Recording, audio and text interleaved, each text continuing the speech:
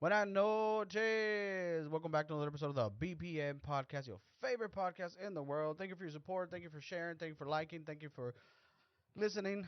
As long as you have listened. Um, Today's episode is a little weird, um, where where I live at, there's the weather's nice finally, right? It's in the mornings. It's a cool 70, 65, 75, right there in that area. But it don't last long. So like by 8 o'clock, it's gone. So like if you get up early, like at 6 or 5, and then you go out there and it's nice, right? So I'm in one of my morning walks. Mm-mm, not in on one of my morning walks, and I'm noticing a lot of people with dogs, like tons of dogs, like they're just out there, enjoying the weather, and fine, that's cool and all. But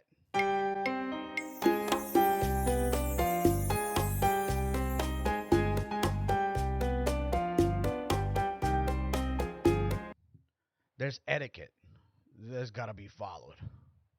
Okay, if you're on a walk by yourself with no dogs, you're just on a walk. You're not doing anything wrong. You're not accused of shoplifting grocery shops. You know.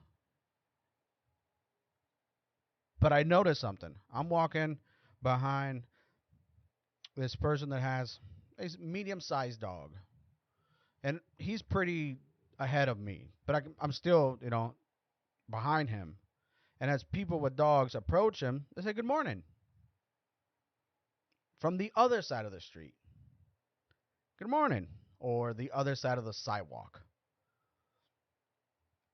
And they get to me and nothing.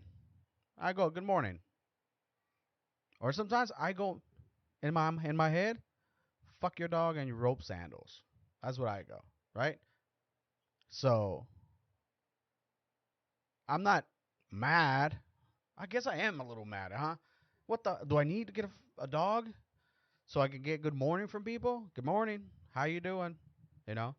Um, but it's usually the dudes in the morning or ladies walking their dogs are a little bit on the tree hugging side. Cause not long ago, yeah, about 10 years ago, I used to own a dog. His name is Marvin, and we would go on, on this long 30, 40 minute. What I thought it was long, 30, 40 minute. He'd be tired. Nah, this dude wanted to walk for an hour, and he wasn't tired. He's this beagle mix with who knows what. He was a cute dog. His name was Marvin. He was a shithead, but he was cute. Must have weighed about 30 pounds. No more than 30 pounds. A small dog. It was a big dog for a small dog. I don't know how to say that. He was, you know, packing the pounds, if you know what I mean. He was an obese canine. You know those obese canines that don't do much. They don't bark. They don't defend the house. They just fucking take shits like they pay bills and demand food. One of those. So I used to live in a worse side of town. Worst side of town.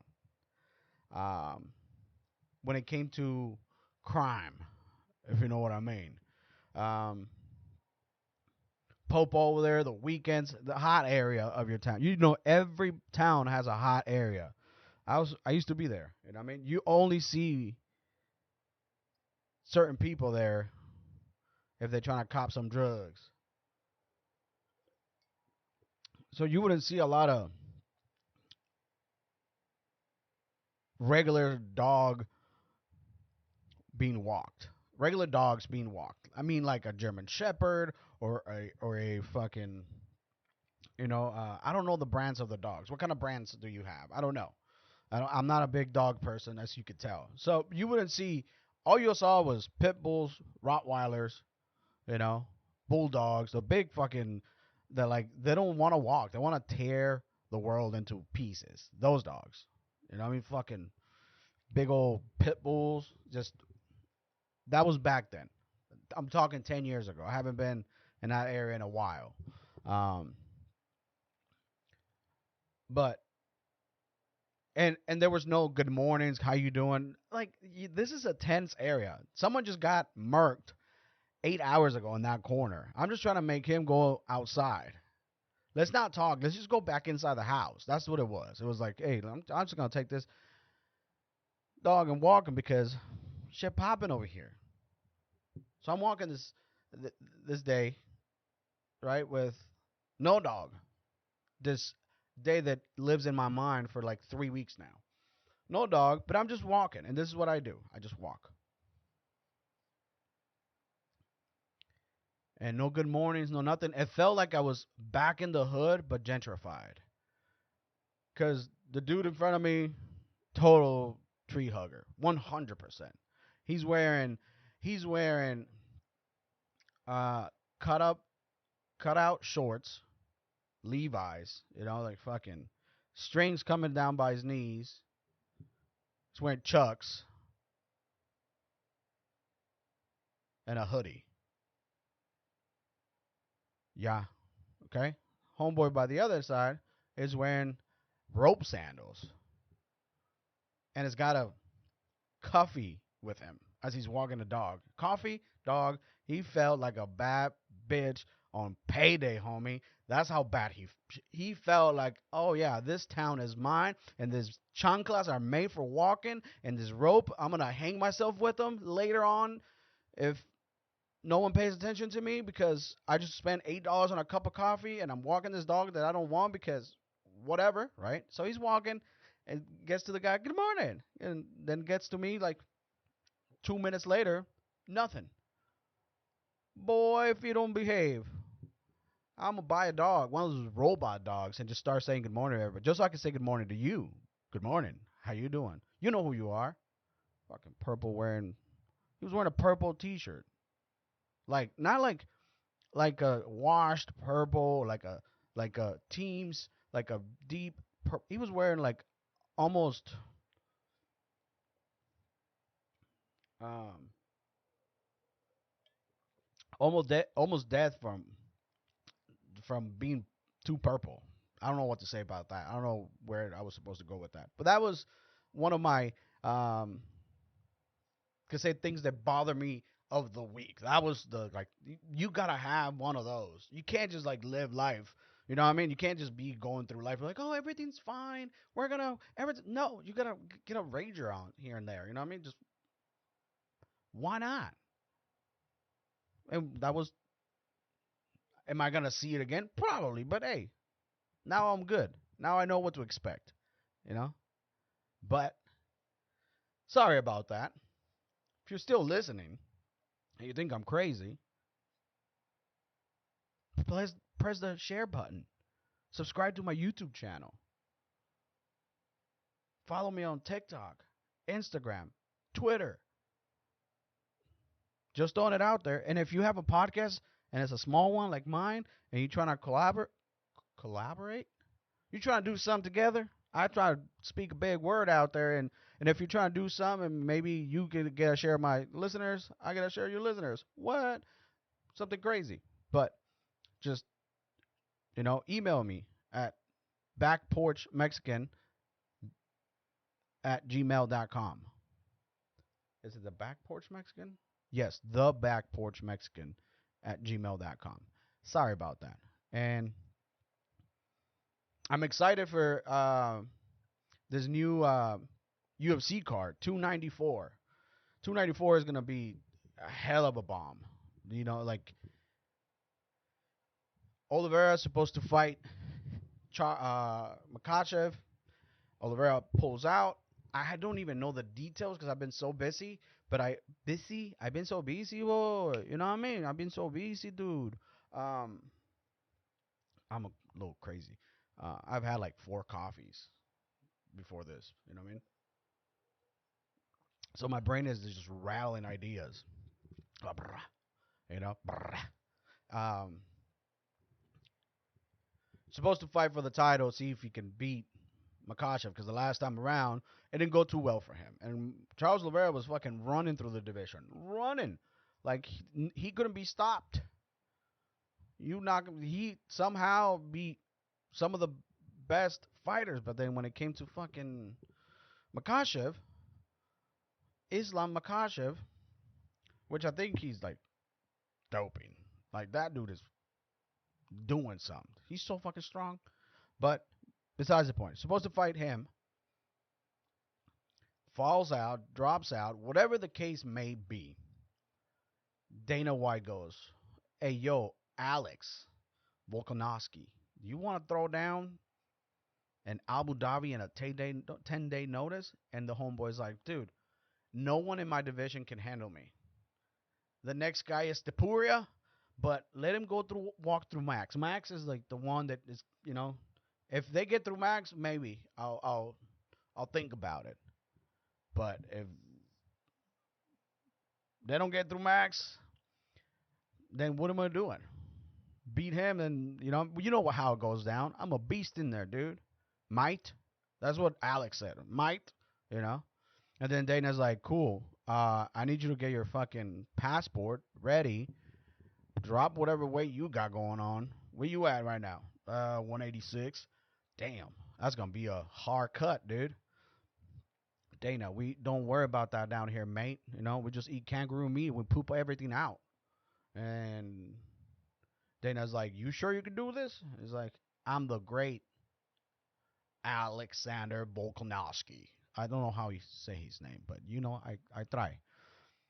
And then that's the fight we got now. UFC 294. Shout out to Dana for that. If you think about it, like the sport is so new and so young that like these are like this is part of the fighting game. People drop out. We all know that. And they get replaced. We know that. That's easy. Right? That's easy to be done. But when's the last time you watched your favorite football team play or a whole Sunday NFL? I'm not bagging on the NFL. I'm not bagging on anybody, but like they both have the professional sports. They both have their pros and cons, right? But UFC France, UFC Canada, UFC Mexico, UFC this, UFC, they go everywhere, dude. They are thinking so ahead of their time because it's crazy. Because like the NFL only gets people from the United States. I'm assuming they don't recruit.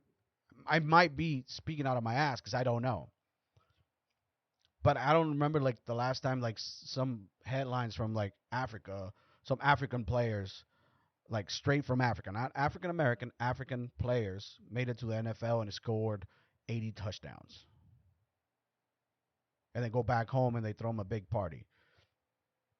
It happens with soccer, I believe. With soccer, it happens a little more than it does because soccer is a worldwide sport.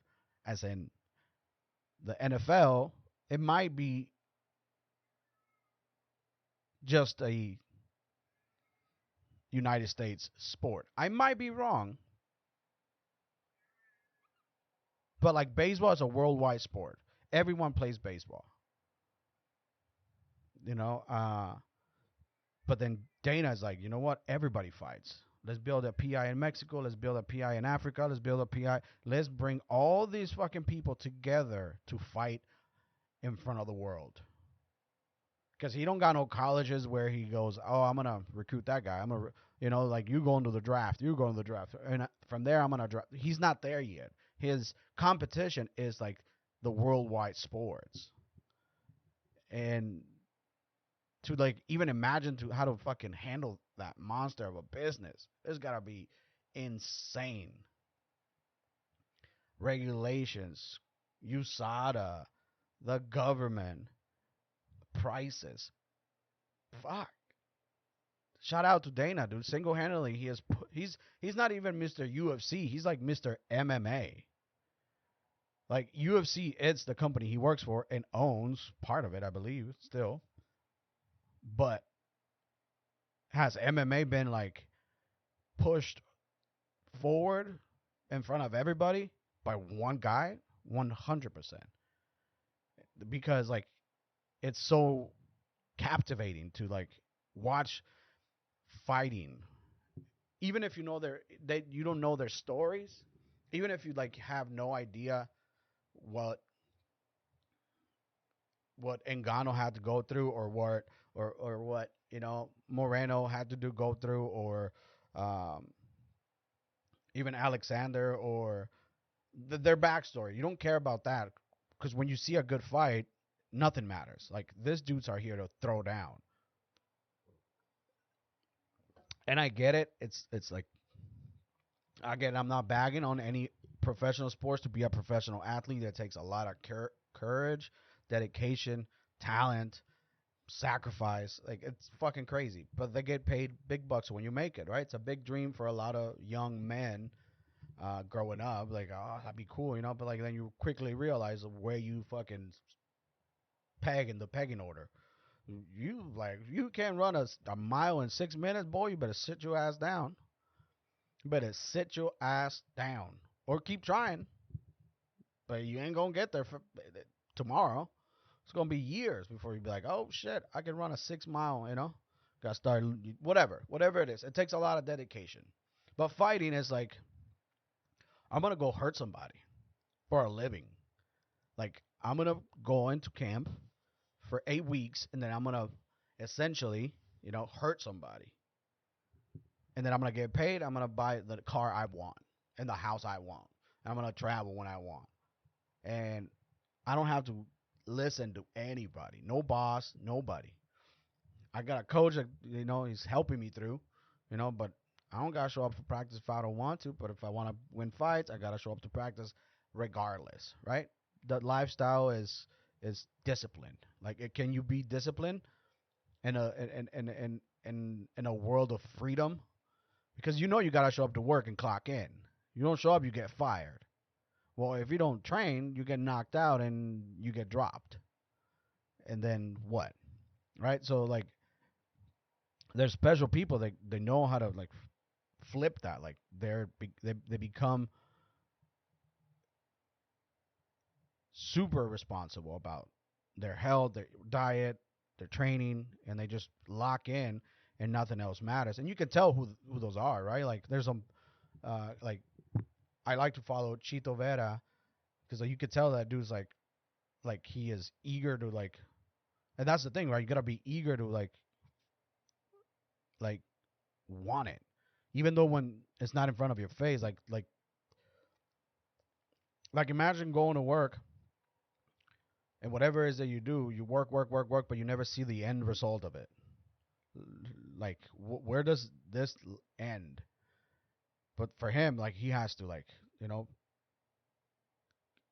keep wanting that dream of becoming a champion,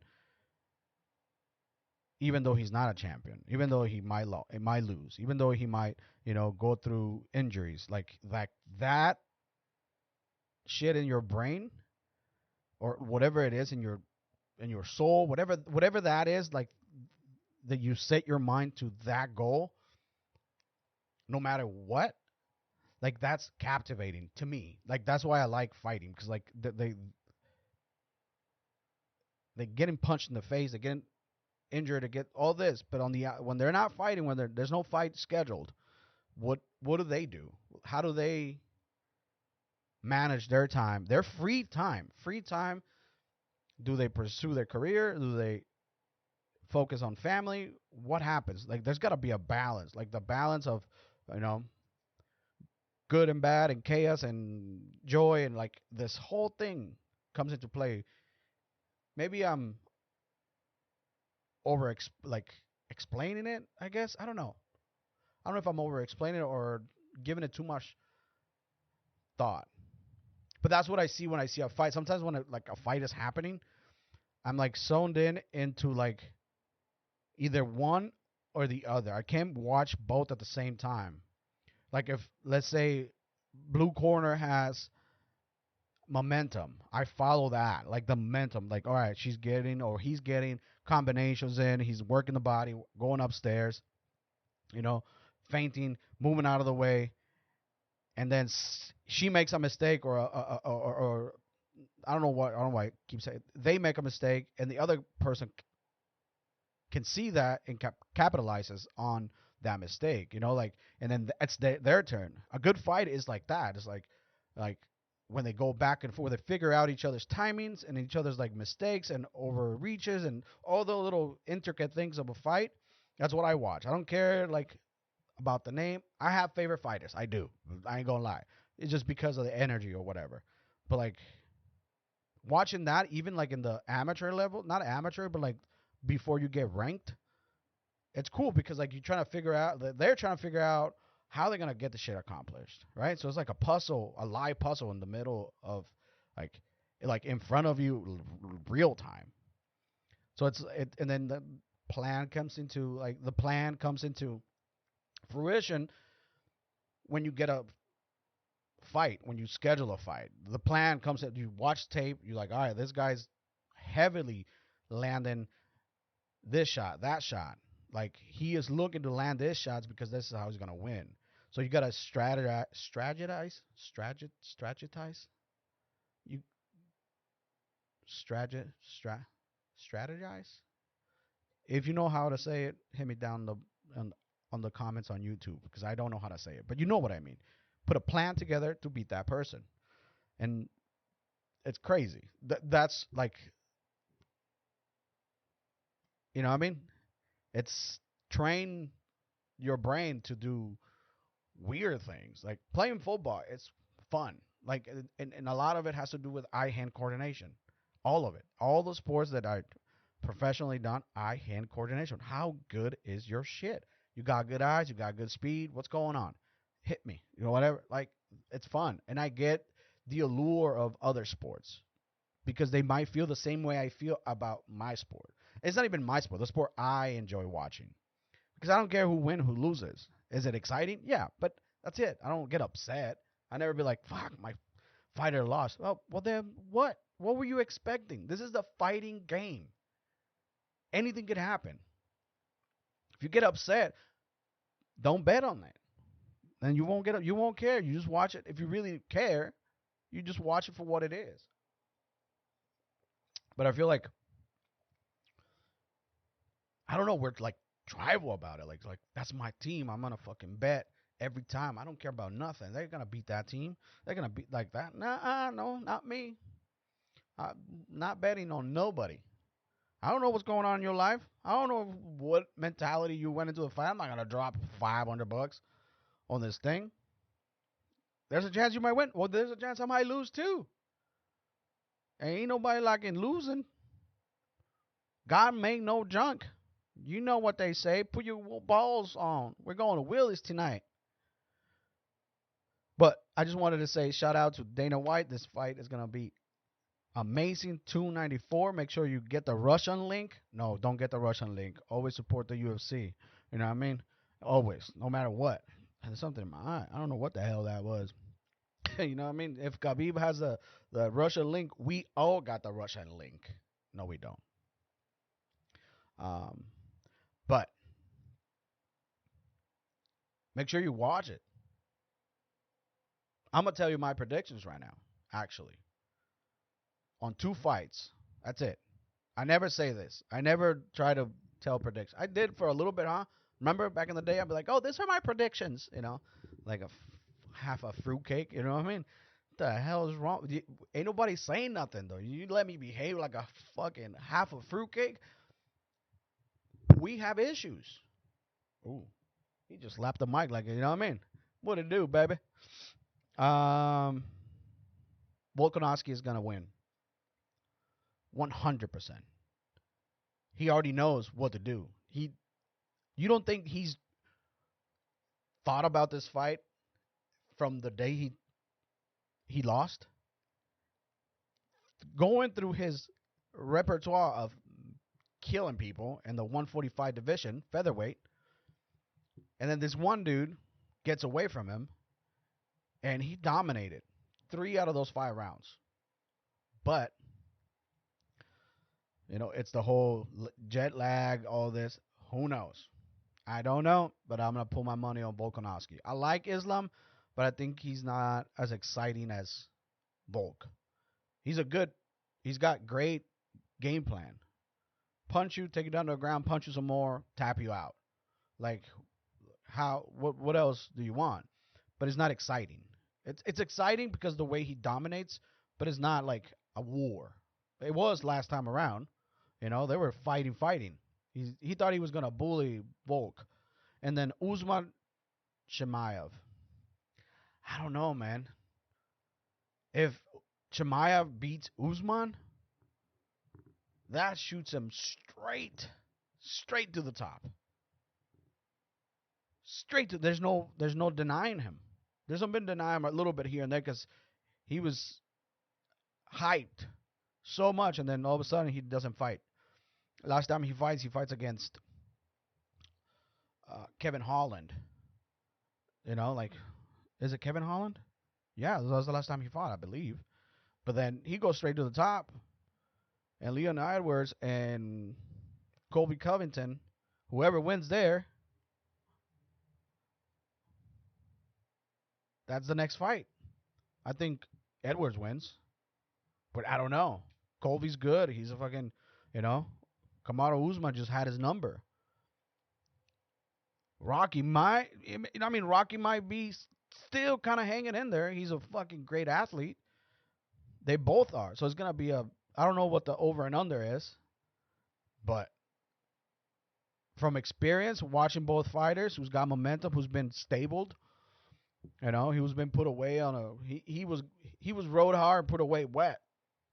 Colby, he's been away for a while.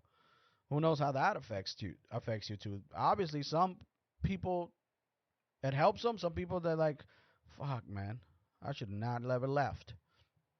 But that's gonna be a good fight too, and just well-rounded firefights, left and right. You know what I mean? So, with that, my friends, I leave you. Stay positive because where you get that chi, Danny?